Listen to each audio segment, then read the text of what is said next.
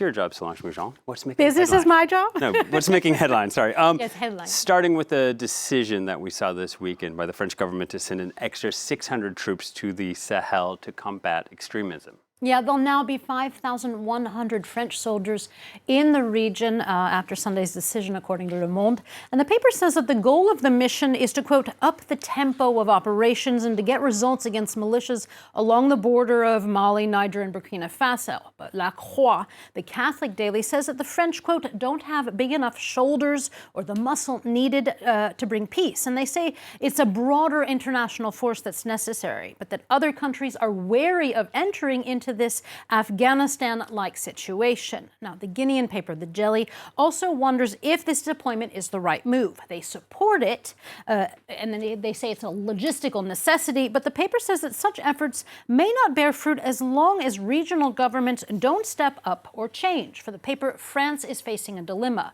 with a question of whether stomping out militia groups is really possible while continuing to support governments that don't necessarily listen to their people. So for Le Jelly, France can't have it both ways. Well, let's move to the United States now, where the primaries begin, and it's starting not even with a primary, but with a caucus. What's that? Well, you have to read the papers. The Iowa caucus is Solange, and this is making front page news, not just in the United States, but also abroad. Yeah, the Swedish paper, Dagens Nyheter, says, quote, the marathon is just beginning for candidates who want to nab the Democratic nomination and run against Donald Trump. Now, the Financial Times and many other papers are placing their bets on Bernie Sanders. The British paper says that, quote, there's a Sanders surge in Iowa for the progressive candidate.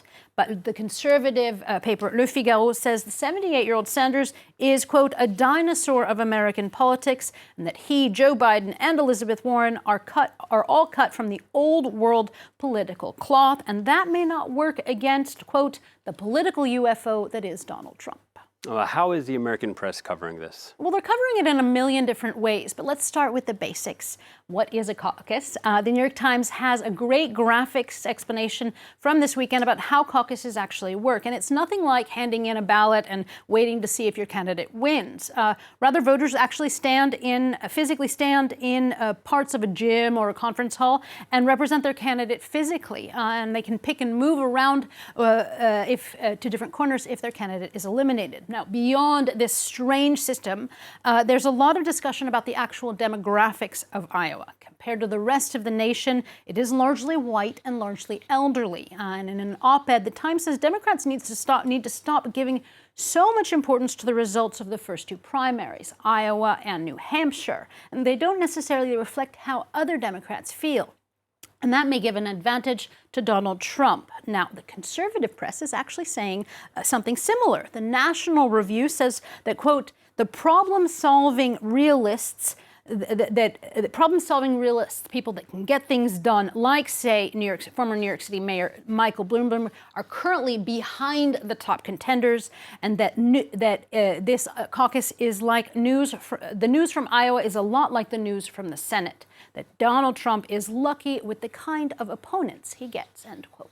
Well, Donald Trump congratulated one of the teams that won the Super Bowl, Kansas City Chiefs. He mistakenly said they were in Kansas and not Missouri, but it's still a historic win for them. They beat the San Francisco 49ers 31-20. Yeah, and some sport fans are thrilled that the Chiefs have finally won after 50 years of not having done so. But the Super Bowl in the U.S. is not just for sports fans. It's actually a national, as you know, Will, national cultural phenomenon. And the press is covering that, and often in critical ways, namely in regard to racism.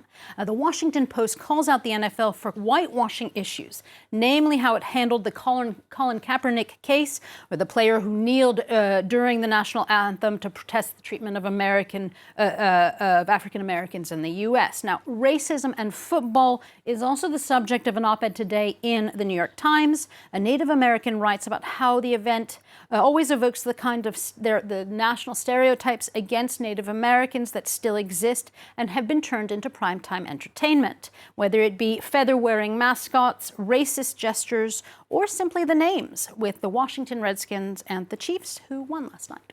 All right, well, let's end on a different note. Solange, you found an article that could interest anyone with a smartphone, really, but especially melted cheese lovers. Yes, indeed. The organization that picks the standard emojis on our phones has made a majorly controversial decision. They've created a fondue emoji. Now, why is this controversial? Well, first, there is a Swiss flag, as you can see on the pot. Oh la la. Oh la la, yes. Which is sure to make French fondue lovers in the Alps, who also think of it as a regional specialty, quite unhappy.